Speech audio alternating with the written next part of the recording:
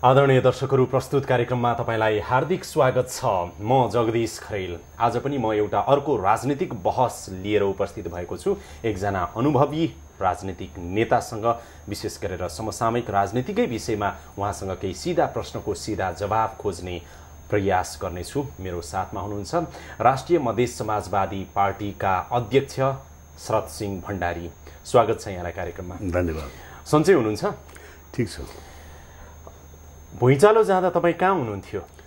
म काठमाडौँमा थिएँ। काठमाडौँमै हुनुहुन्थ्यो? के गर्नुभयो? अब के गरेँ, भुइँचालोको अवस्था। अब घरमै हुनुहुन्थ्यो तपाईँ? म चाहिँ नि मेरो एकजना रिलेटिभको घरमा त्यहाँ चाहिँ एका लगाएको थियो। हुँदा पनि अलिकति पारिवारिक जमघट जस्तो थियो। तर के भन्छ नि, संजोगले चाहिँ बाहिर थियो हामीहरू चाहिँ, मतलब कम्पाउन्डमा खुला ठाउँमा चाहिँ त्यो पालसाल टाँगेर पूजापाठ भइरहेको थियो। त्यहाँ चाहिँ थियो। त्यहाँ बस्दा बस्दै चाहिँ त्यहाँ चाहिँ अब खाना खाने बेला भएको थियो।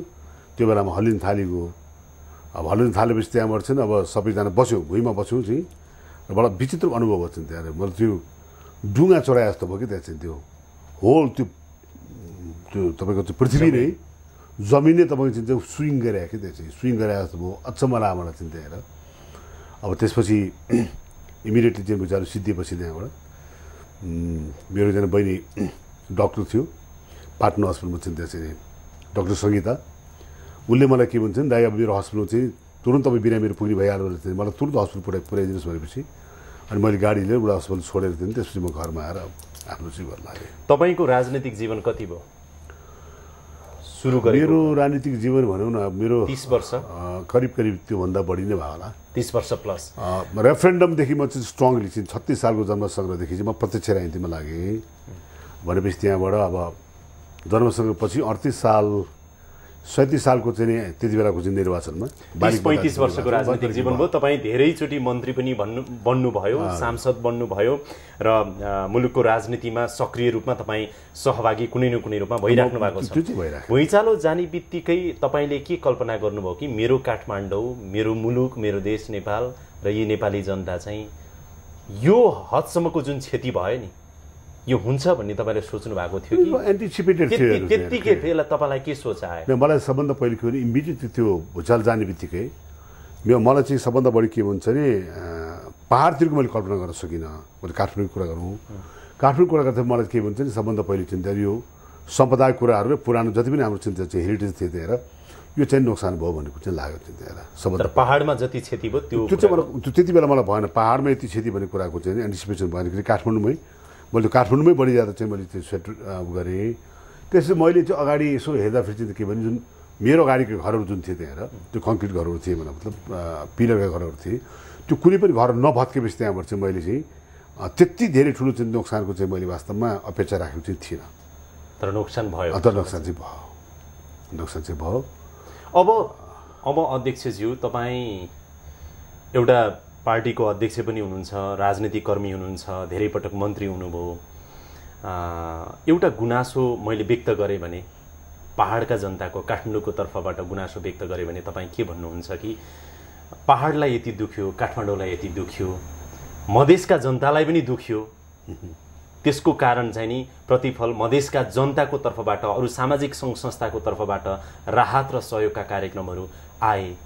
तर मधेसका नेताहरूलाई यो भुइँचालो जति दुख्नु पर्थ्यो त्यति दुखेन भनेर तपाईँलाई नम्र आरोप लगाइयो भने के भन्नुहुन्छ?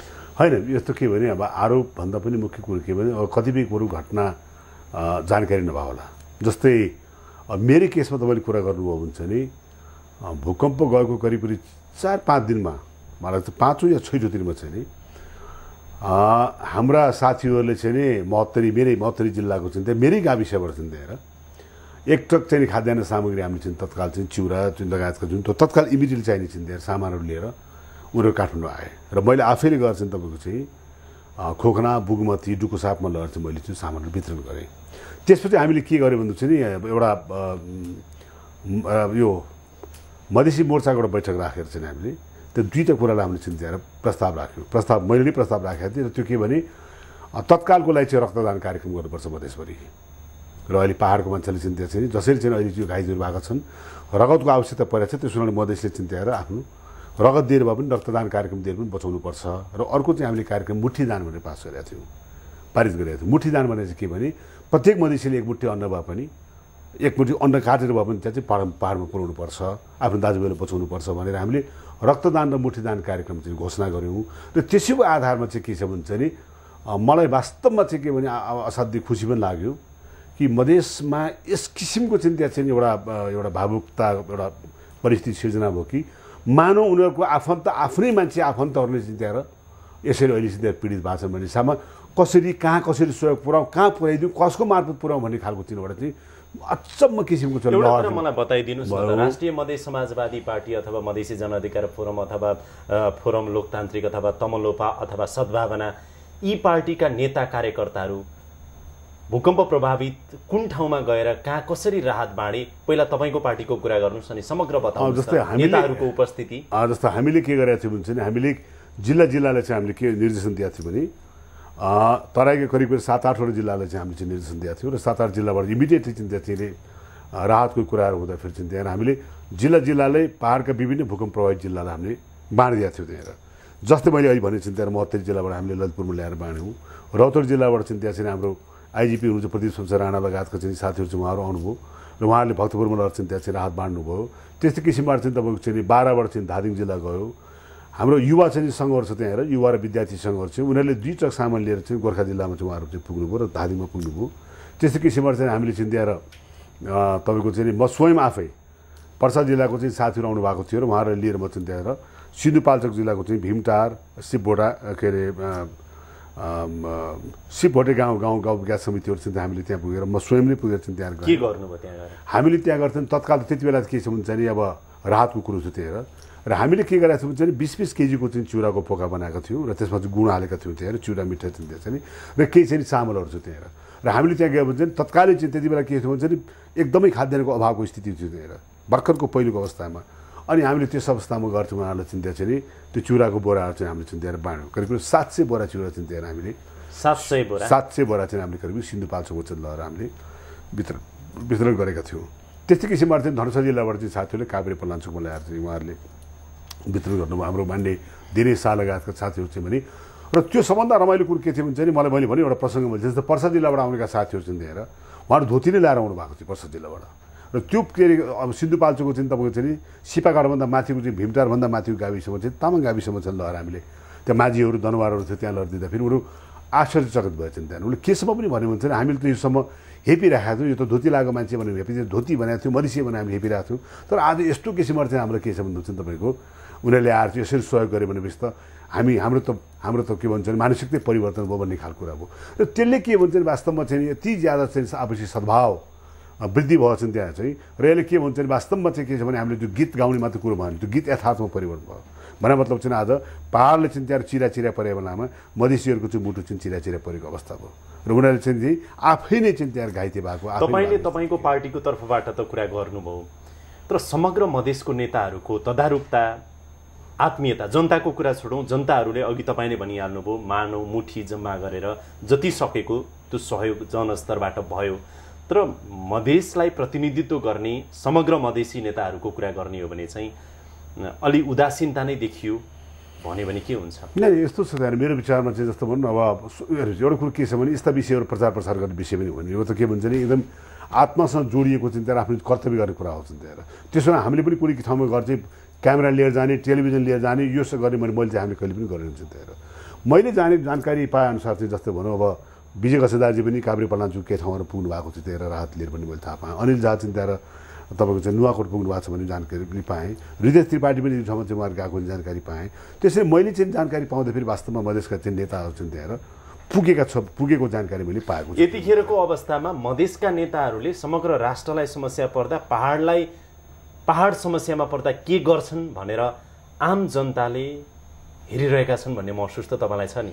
निश्चित हो। के हेर्छन् मात्र हो, त्यो हाम्रो जिम्मेवारी हो। यो मुलुक हाम्रो हो। नेपालमा हिमाल मधेस पहाड तराई त्यो हाम्रो देश हो। यो हाम्रो देशको कुनै पनि कुरामा चाहिँ कुनै पनि नेपालीको मन दुखेको खण्डमा हाम्रो मन दुख्यो भन्ने ठान्नु पर्दछ र हामी त्यसरी ठान्दछौँ त्यहाँ।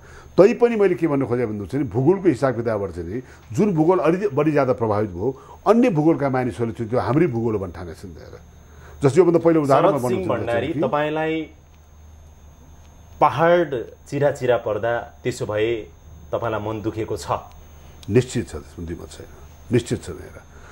यो त के भने हाम्रो नेपाल मात्रको भित्रको नेपाली मात्र होइन, जतिसुकै नेपाली, जुनसुकै नेपाली संसारको जुनसुकै कुरामा पुग्योस् त्यसको मुटु छ्याछ्या परेको छ। जसले जहाँबाट सकेको छ त्यसले केही न केही गरेको छ। तपाईँ शरद सिंह भण्डारीले राष्ट्रिय राजनीतिका विभिन्न बैठकहरू, विभिन्न भेटघाटहरू, विभिन्न अन्तर्क्रियाहरू अथवा विभिन्न ठाउँमा भ्रमण गरिराख्दाखेरि तपाईँले यो कुरा बोल्नु भएको छ कि भूकम्प प्रभावितको लागि यो गर्न जरुरी छ भनेर? निश्चित रूपमा मैले बोलेको पनि छ। त्यहाँ चाहिँ र एकछिन मानव म सानो उदाहरण पनि दिन चाहन्छु। 2045 सालको भूकम्प गएको बेलामा चाहिँ जुन बेलामा चाहिँ पूर्वाञ्चलमा धेरै ठुलो भूकम्प गएको थियो, म त्यति बेला त्यहाँ चाहिँ तत्कालीन सरकारमा सहायक मन्त्री थिएँ र तत्कालीन अवस्थामा के भएको थियो भने चाहिँ भूकम्प गएको लगत्तै पछाडि चाहिँ त्यहाँ प्रभावित जिल्लाहरूमा एक एकजना मन्त्रीहरू चाहिँ त्यहाँ इन्चार्ज भएर गएका थिए। म त्यति बेला इलाम जिल्लामा परेको थिएँ। म करिब 1 महिनासम्म इलाम जिल्लाको कुना कन्दरासम्म घुमेको छु त्यहाँ र मैले पनि यसपालि भूकम्प हुने बित्तिकै एउटा जुन सर्वदलीय बैठक थियो, मैले आग्रह गरेको थिएँ सरकारका साथीहरूलाई कि तपाईँहरूले कमसेकम एक एकजना चाहिँ त्यहाँ चाहिँ जिम्मेवार राजनीतिक नेतृत्वका मानिसहरूलाई चाहिँ जिल्लामा पठाइदिनुहोस्। त्यसले के हुन्छ भन्नुहुन्छ भने अथोरिटी हुन्छ त्यहाँ, तत्काल निर्णय गर्ने कतिपय विषयहरू हुन्छन् जुन विषय चाहिँ जिल्लाको ठाउँ अनुसारको भूगोल अनुसारको फरक प्रकृतिको कुरा। तपाईँ कहाँ कहाँ जानुभयो अहिले भूकम्प प्रभावित कुन कुन जिल्ला? हामी चाहिँ म काभ्रे गएँ, सिन्धुली गएँ, सिन्धुपाल्चोक गएँ, त्यसपछि रामेछाप गएँ। म अहिले गएको चाहिँ जिल्लाहरू यिनी जिल्लाहरू। के अवस्था रहेछ जनताको र तत्काल सरकारले र अर्को अस्ति राष्ट्रपतिसँग मैले चाहिँ रामेछाप र ओखलढुङ्गा पनि मैले चाहिँ के रहेछ जनताको अवस्था, के पाउनुभयो र तत्काल के गर्न जरुरी रहेछ? अहिले सबभन्दा पहिलो कुरो के छ भने चाहिँ हाम्रो जुन विकटता जो छ, भौगोलिक विकटता छ, म सरकारलाई पनि धेरै के भने सरकारले केही गरेन भन्ने अवस्थामा पनि छैन त्यहाँ। एउटै कुरा के भने मैले जहाँ जे पाएँ सबभन्दा पहिलो कुरोमा चाहिँ नेपालको सुरक्षा निकाय विशेष गरिकन नेपाली सेना, सशस्त्र प्रहरी र जनपद प्रहरीलाई म अत्यन्तै प्रशंसा, मुक्त कण्ठले प्रशंसा गर्न चाहन्छु। उनीहरूको पहुँच र उनीहरूको जुन किसिमको चाहिँ उपस्थिति भयो त्यसले चाहिँ राज्यको उपस्थिति चाहिँ हरेक ठाउँमा पुऱ्याएको छ त्यहाँ। साथ त्यो त्यति सक्रियता नभइदिए भए हामी अझ बढी ज्यादा पीडामा हुन्थ्यो होला चाहिँ। तत्कालको चाहिँ नीति जुन गएको थियो, अब अहिले चाहिँ दुईवटा सबभन्दा समस्या देखिरहेको छ त्यहाँ। हामीले एउटा फेजबाट गयौँ, राहतको फेजबाट हामी गइसकेको छौँ त्यहाँ, अब हामी पुनर्स्थापनाको फेजमा गइरहेका छौँ। पुनर्स्थापनाको फेजमा जाँदाखेरि चाहिँ त्यहाँ दुईवटा कुरा तत्काल गर्नुपर्ने अवस्था मैले देखाएको छु। एउटा इमिडिएटली जुन अहिले तपाईँको हरेक दिन अब समाचार आउनु थालेको छ, दाँजा फाटेका छन् त्यहाँ चाहिँ पहिरो गइरहेको छ भन्ने हिसाबमा छ। सबभन्दा पहिलो प्राथमिकता चाहिँ त्यहाँ चाहिँ इमिडिएटली त्यस्तो ठाउँमा चाहिँ रेस्क्यु, सबभन्दा पहिले रेस्क्यु। र दोस्रो कुरो के छ भने चाहिँ वर्षा जुन आइरहेको छ, मनसुन अब सुरु भइसकेको छ, उनको ओत लाग्ने चाहिँ त्यहाँ चाहिँ कमसेकम यो फर्स्ट फेजको चाहिँ 3 महिनाको चाहिँ त्यहाँ चाहिँ 3 महिनाको कार्यक्रम कसरी गर्ने। जस्तो अहिले सरकारले भन्नु चाहिँ त्यहाँ 15,000 रुपियाँ चाहिँ त्यहाँ चाहिँ दिइरहेको छ। मलाई अस्ति मैले भने पनि त्यहाँ चाहिँ अब तपाईँको चाहिँ मोटर पुग्ने ठाउँमा पनि तपाईँले 15,000 पाउनु भएको छ र विगत तपाईँको चाहिँ 4 दिन लाएर जाने ठाउँमा 15,000 पाउनु भएको छ। तपाईँले किन्नुपर्ने जस्तापाता छ त्यहाँ, अनि जस्तापाता लिएर जाँदा पनि त ढुवानीमै तपाईँको चाहिँ त्यहाँ 15,000 रुपियाँ जाने भयो त्यहाँ। त्यसो हुनाले चाहिँ जुन किसिमले फ्ल्याटली दिएको छ त्यहाँ, त्यसले चाहिँ त्यहाँ चाहिँ यो अपुग पनि भएको छ र यो चाहिँ नै के गर्नु त 15,000 रुपियाँ लिएको। अब यो अस्थायी पुनर्वास अथवा व्यवस्थापन र दीर्घकालीन पुनर्निर्माणको सन्दर्भमा तपाईँ चाहिँ आफ्नो व्यक्तिगत तर्फबाट, तपाईँको पार्टीको तर्फबाट एउटा राजनीतिक कर्मीको हिसाबले तपाईँ चाहिँ के गर्दै हुनुहुन्छ? जस्तो मैले पुनर्स्थापना दबाब कसरी दिँदै हुनुहुन्छ सरकारलाई? आफैले पनि के गर्दै? अहिले जस्तो अहिले एकछिनलाई तत्कालको हिसाबमा चाहिँ हामी भर्खर मात्रै हाम्रो चाहिँ युवा साथीहरू चाहिँ त्यहाँ सिडिलको झाँगाधोलीमा चाहिँ एउटा विद्यालय चाहिँ त्यहाँ निर्माण गर्दैछन् त्यहाँ, अन्य पनि विद्यालयमा हामी गइरहेका छौँ। हामी स्वाभाविक एउटा सानो पार्टी भएको नाताले चाहिँ त्यहाँ र के भन्छ भने हाम्रो चाहिँ अब भनौँ एक हिसाबले चाहिँ प्रभाव क्षेत्र भने चाहिँ त्यहाँ यो क्षेत्रमा कम भएको नाताले पनि हामीले त्यहाँसम्म गएर काम गर्नुपर्ने अवस्था छ। तर जहाँसम्म चाहिँ तपाईँको के छ भन्नुहुन्छ भने अहिले हामी जुन यो चाहिँ त्यहाँ चाहिँ अब यो समिति जो प्रधानमन्त्रीको अध्यक्षताबाट जुन समिति बनेको छ त्यहाँ, समितिमा भएको सदस्यको हिसाबले पनि हामीले के भनेको छ भन्नुहुन्छ भने अहिलेको स्थितिमा एउटा फेज भनेको चाहिँ त्यहाँ अर्जेन्सी भनेको चाहिँ त्यहाँ चाहिँ पुनर्स्थापना हो। पुनर्स्थापना भन्ने मतलब कस्तो भने जुन अब जहाँ बसोबास गर्ने लायकै ठाउँहरू छैन, अस्थायी मात्र होइन, त्यसलाई स्थानान्तरण गर्नु पर्यो, स्थानान्तरण गर्नु पर्यो पहिलो कुरो चाहिँ त्यहाँ। स्थानान्तरण गरेपछि त्यहाँ अरू जस्तै जहाँ जहाँ धाँजा फाटेको छ, जहाँ पहिरो जाने सम्भावना छ, त्यहाँ तत्काल त्यहाँबाट चाहिँ इभ्याकुएट गर्नु पर्यो। एक दोस्रो कुरो के छ भने तपाईँको चाहिँ यो 3 महिनाको लागि कार्यक्रम छ। अहिले 3 महिना यो मनसुनसम्मलाई कसरी बाँच्छन्, कसरी बस्छन् भन्ने हिसाबले त्यो फेज चाहिँ। तेस्रो फेज जुन कुरा आइरहेको छ कि अहिले आएर के भन्छ भने एकीकृत बसोबास गराउने सारा सम्पूर्ण कुरा छ, त्यो तपाईँले आज भन्ने बित्तिकै हुँदैन, त्यो कुरो चटक पनि होइन त्यहाँ चाहिँ।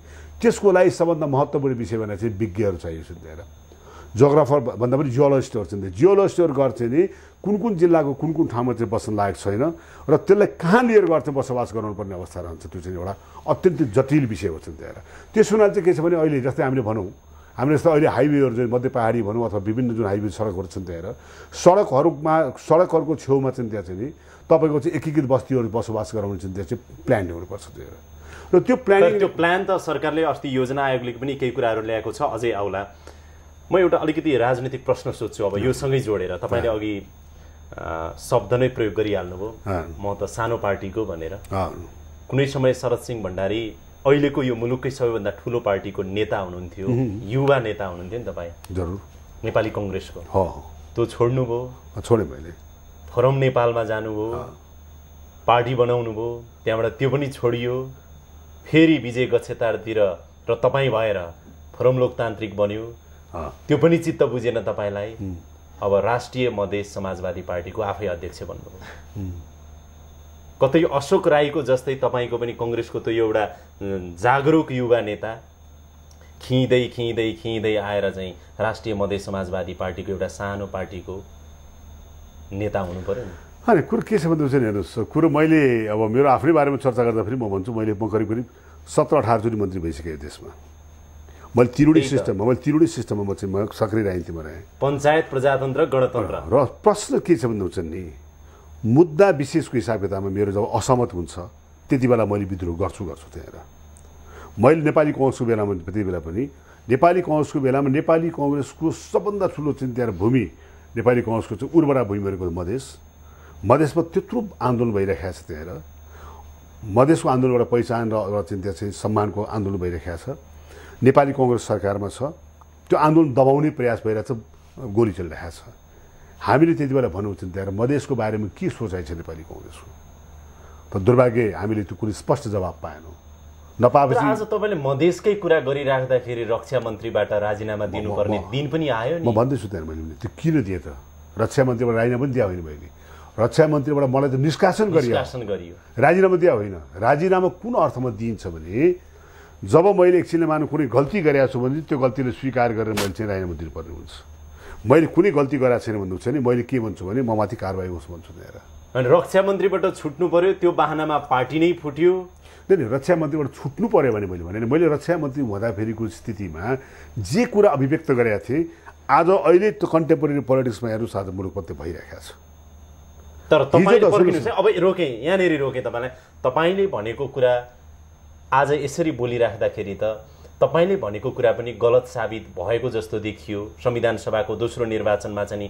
जातीयताका कुरा यो एक मधेस प्रदेशका कुरा 22 वटा जिल्लाका कुरा तपाई गरिराख्नु भएको थियो तपाई आफै अहिले चाहिँ सहमति गर्ने हिसाबले अगाडि बढ्दै गर्दाखेरि चाहिँ विजय गच्छेदारकै लाइनतिर अथवा नेपाली कांग्रेस एमालेकै लाइनतिर सहमतिमा संविधान बनाउनु पर्छ भने अहिलेको लाइन जे छ यतैतिर तपाई अगाडि बढिराख्नु भएको छ उपेन्द्र यादवतिर त हुनुहुन्न यो सबै हिसाबले गर्दाखेरि त तपाईको आफ्नै पनि विवादास्पद रहेन र अभिव्यक्तिहरू व्यवहारहरू म तपाईले पहिले सबभन्दा पहिलो कुरो भने मैले त्यति बेला के बोलेको थिएँ भने टक्रक्कै बोल्दा फेरि पनि तपाईहरुले छाप्नु भएको छ त्यहाँ मधेससँग यदि विभेद कायम रह्यो भने मधेसले त्यसको विरोधमा विद्रोह गर्न सक्छ र मधेस अलग हुन सक्छ भन्ने मैले कुरा गरेको थिएँ आज केही मानिसहरू अलग मधेसको चाहिँ नारा लाएर हिँडिरहेका छन् यो सत्य कुरा हो त्यहाँ केही व्यक्तिहरू अलग मधेसको कुरा उठाएर हिँडिरहेका छन् मैले त आगाह गरेको थिएँ मैले त वार्न गरेको थिएँ ल यस्तो अवस्था हुन सक्छ तपाईहरु विचार गर्नु सोधेर तपाई विचार गर्नुहुन्न त्यो अर्को कुरा हो त्यहाँ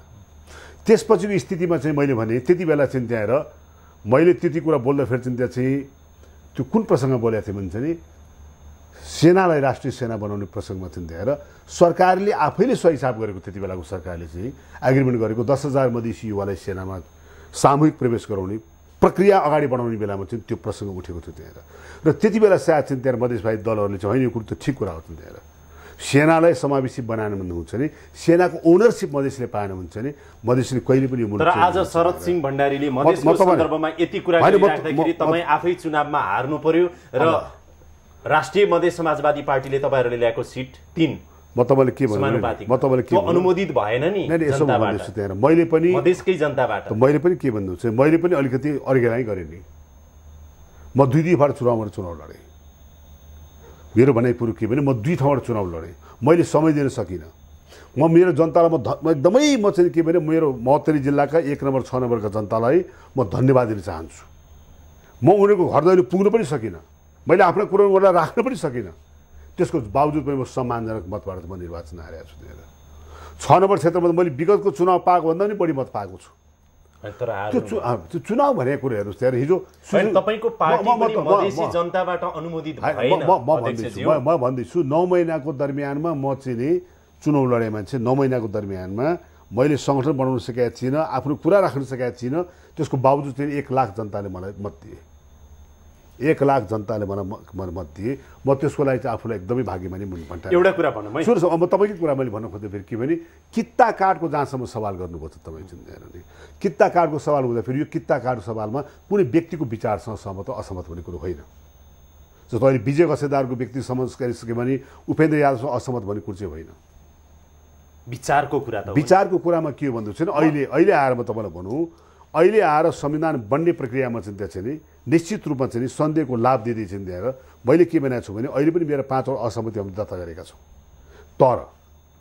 तर के छ भन्दा चाहिँ संविधान भन्ने चिज बन्नै नसक्ने अवस्था मुलुकमा सिर्जना भयो भने जुन त्यसको परिणामहरू आउँछ त्यहाँ त्यो परिणाम चाहिँ हामीले चाहिँ सोच्नुपर्ने अवस्था हुन्छ। त्यस हुनाले म एउटा त्यो परिणाम भन्दा पनि के भन्छ मुख्य कुरो महत्त्वपूर्ण विषय के हो भने संविधान बन्नुपर्दछ। संविधान बन्ने बाटोमा हामी अगाडि बढ्नुपर्दछ, असहमतिहरूलाई चिरेर लिएर जानुपर्दछ। हामीले आन्दोलन गर्ने, विरोध गर्ने सम्पूर्ण अधिकार सुरक्षित गरेर अगाडि बढ्नुपर्दछ। हामीले कुनै पनि अधिकारले चाहिँ कम्प्रोमाइज गरेको चाहिँ छैन।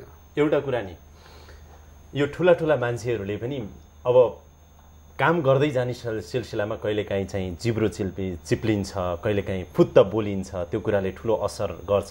तर त्यस्ता कुराहरूलाई कहिलेकाहीँ कन्फेस गरियो भने अगाडिको मार्ग पनि प्रशस्त हुन्छ भन्छन्। एउटा आज आत्मैदेखि बताइदिनुहोस् न जनताको अगाडि, जे तपाईँले रक्षा मन्त्री हुँदा बोल्नुभयो त्यो मनदेखि भन्दा पनि बोल्दा बोल्दै चिप्लिएको कुरा हो। त्यो मेरो कन्भिक्सन हो, त्यो कन्भिक्सन म हिजो पनि थिएँ, त्यो कन्भिक्सन आज पनि छु, भोलि पनि छु। तपाईँले यो मुलुकमा विभेदको अन्त्य गर्न सक्नु भएन भने चाहे मधेस होस्, चाहे पहाड होस्, चाहे आदिवासी दलित जनजाति होस्, हरेक किसिमको विभेदलाई सम्बोधन गर्न सक्नु भएन अहिलेको संविधानमा लेखेर राख्नुहोस्, त्यो मुलुक अत्यन्तै कमजोर हुन्छ।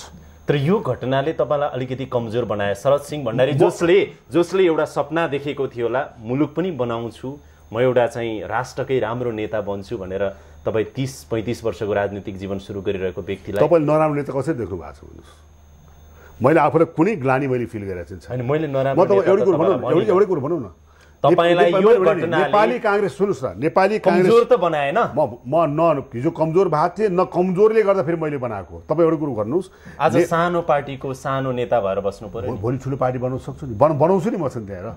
मधेसको मात्रै कुरा गरेर कसरी ठुलो पार्टी बनिन्छ? उपेन्द्र यादव र चाहिँ अशोक राईले त दुईटा हिमाल पहाड तराई जोडेर अब ठुलो पार्टी बनाए। म तपाईँलाई भन्छु नि, त्यो के जोडेर के ठुलो पार्टी होइन कि पार्टी भनेको चाहिँ त्यहाँ विचार र कन्भिक्सनको हिसाबले हुन्छ।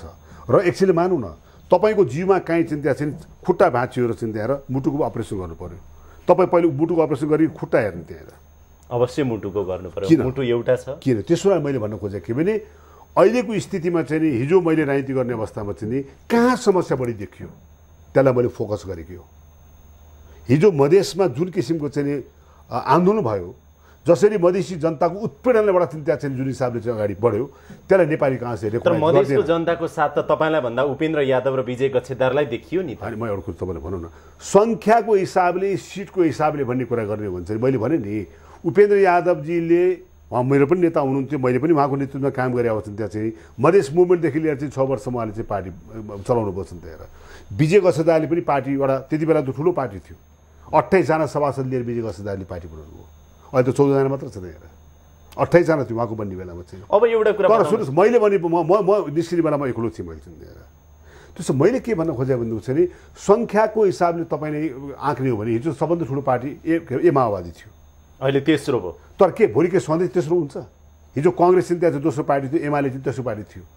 राजनीतिमा मैले त के भने नि एउटा कुरो भन्नुहोस् न, बिजेपीले जति बेला जनसङ्घ थियो इन्डियामा बिजेपीले कांग्रेसको सरकार भावनामा 2 सिटबाट सुरु गरेको थियो, आज बिजेपीले सरकार बनाएको छ।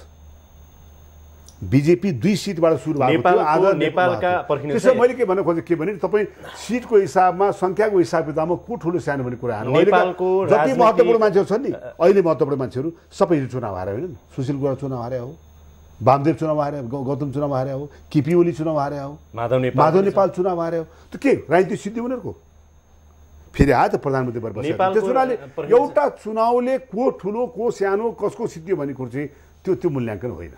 नेपालको राजनीतिक दलहरू विशेष गरेर अझ कम्युनिस्ट पार्टी र मधेसवादी पार्टीहरूको चाहिँ के देखिन्छ भने झिना मसिना अथवा एकदम व्यक्तिगत स्वार्थका कारण सत्ताको कारण पार्टी फुटेका टुटेका फेरि जुटेका ती सबै देखिन्छन्। र तपाईँ र म कुरा गरिराख्दाखेरिको यो समयमा पनि भर्खरै मात्र अघि हामीले चर्चा गऱ्यौँ उपेन्द्र यादव अशोक राईहरू चाहिँ मिल्नु पो एउटा पार्टी बनेको छ, 15 सिटको पार्टी अब 5औं ठुलो पार्टी भनिएको छ। मलाई सिधा जवाफ दिनुहोस् न, अब योसँगै के अनुमान गरिएको छ भने अब विजय कुमार गच्छेदारले नेतृत्व गर्नुभएको पार्टी र शरद सिंह भण्डारीले नेतृत्व गर्नुभएको पार्टी बीच पनि छिट्टै एकता हुँदैछ हो? म तपाईँहरूको भनौँ यो होइन र अर्को म तपाईँलाई के भन्दैछु भने नेपालमा जुन दिन संविधान फर्मेसन हुन्छ, संविधान गठन भयो, संविधान बन्छ, संविधान बनिसकेपछि त्यहाँबाट जब त्यो संविधान लागू हुन्छ त्यति बेला अहिलेका विभिन्न पार्टीहरूको सुरु तपाईँले देख्नुहुन्न। त्यो म तपाईँलाई भन्दैछु।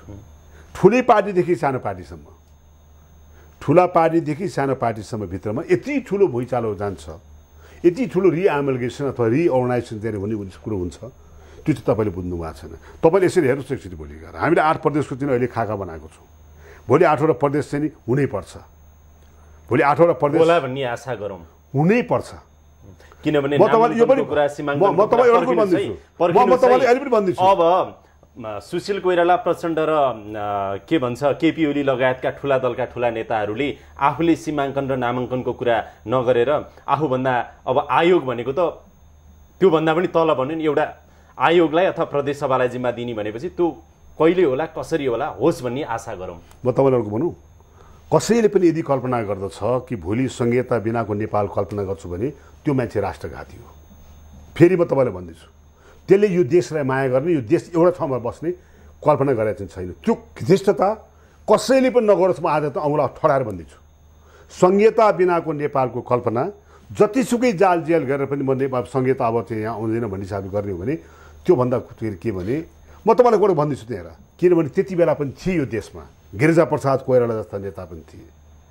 अब अहिले भएका नेता सबै तैपनि जति मुभमेन्टहरू भयो नि त्यो मुभमेन्ट चाहिँ तपाईँको चाहिँ मैले बारेमा अरू के भने तपाईँले भने नि हिजो पञ्चायती व्यवस्थामा त राष्ट्रिय पञ्चायतमा सबै पञ्च थिए, अर्को मान्छे नै थिएन। कि त्यो राष्ट्रिय पञ्चायतले चाहिँ त्यो परिवर्तन रोक्न सक्यो? 46 सालसम्म तपाईँको चाहिँ म तपाईँ भनौँ न काङ्ग्रेस एमालेको चाहिँ टोटल काङ्ग्रेस एमालेकै चाहिँ पार्लिमेन्ट थियो नि त्यहाँ, माओवादी थिएन त्यहाँ चाहिँ। त त्यसै हुनाले मैले के भने समय मसँग एकदमै कम भएकोले मसँग केही प्रश्न सोध्छु। विजय गच्छेदारसँग तत्काल एकता हुन्छ हुँदैन? सबै कुराहरू तपाईँको मिल्छ, विचार, अहिले संविधान निर्माणको लाइनअप, पहिलाको काङ्ग्रेसको पृष्ठभूमि, उपेन्द्र यादव जस्तो होइन तपाईँको काङ्ग्रेसबाटै आउनुभएको दुईटै नेताहरू। काङ्ग्रेस त मन ठाकुर पनि काङ्ग्रेसबाट आउनु भएको छ, मेरो आदरणीय नेता हुन्छ कि हुँदैन? विजय गच्छेदार र सरजीको पार्टी अहिलेको स्थितिमा चिन्ता छैन अथवा कुनै पनि पार्टी अहिले हाम्रो हिसाब किताबमा सबैले सबै किसिमको प्रयास गर्न हामी चाहिँ अहिले एकता गर्ने अवस्थामा छैनौँ।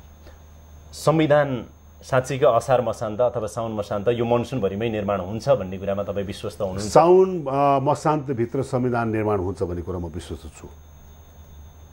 राष्ट्रपति को बन्ला? कङ्ग्रेसबाट बन्ला, एमालेबाट बन्ला, माओवादी? त्यो मेरो चिन्ताको विषय पनि होइन। तपाईँले केही बाहिरबाट हेर्नु चाहनुहुन्छ भने म चासोको विषय होइन मेरो चिन्ता। किनभने पावर सेयरिङमा पनि मिल्ने अवस्था देख्नुहुन्छ होइन तपाईँ? एउटा कुरो के छ भने तपाईँ पावर सेयरिङ मिल्ने भने मतलब त पावर सेयरिङ त विगतको स्थितिमा पनि जतिसुकै चाहिँ माओवादीले चाहिँ हिजोको विघ्न गर्दाखेरि पनि हिजोको अवस्थाको जुन नेचर थियो त्यो अनुसार त पावर सेयरिङ मिलेकै हुन्थ्यो। योभन्दा विगतको संविधान सभामा पनि विगतको संविधान सभामा के थियो भने माओवादीले चिन्ता लिडरसिप लिनुपर्छ, कङ्ग्रेसले प्रेसिडेन्ट हुनुपर्छ, एमाले चाहिँ सभामा विगतको कुरा छोडौँ, पावर सेयरिङमा मिल्छ त्यही स्ट्रक्चर देखिराख्नु भएको छ। त्यही स्ट्रक्चर त हो नि अहिले पनि, यो फोर्स त हो नि त्यहाँ चाहिँ। यो संविधान छ नि उपेन्द्र यादव लगायत अथवा राजेन्द्र महतो अथवा महन्त ठाकुर अथवा अब नेकपा माओवादी नै छ अथवा अशोक राईहरू पनि हुनुभयो, यी सबै केही दलहरूले र केही नेताहरूले केही राजनीतिक शक्तिहरूले विरोध गरिरहेको अवस्थामा पनि जारी हुने संविधान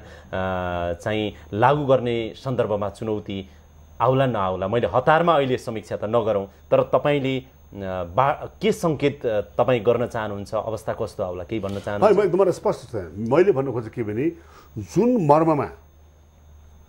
मर्ममा आज सम्झौता भएको छ, विगतका जति पनि सम्झौताहरू छन् त्यो सबैलाई सम्मान गरिकन, नयाँ कुरा मैले भनेकै छैन, विगतमा भएका आन्दोलनमा गरेका राज्यले सम्झौताहरूलाई अगाडि राखेर र त्यसैको आधारमा तपाईँले चाहिँ जति पनि कुराहरू उठेका छन् त्यहाँ चाहिँ मूलभूत प्रिन्सिपलहरू चाहिँ समावेशिता, सङ्घीयता, रिपब्लिकन जस्तो त्यहाँ गणतान्त्रिक कुराहरू, यो सबै कुरामा इमान्दारीपूर्वक बनेको चाहिँ दस्तावेज जो हुन्छ त्यो सजिलो लागु हुनसक्छ।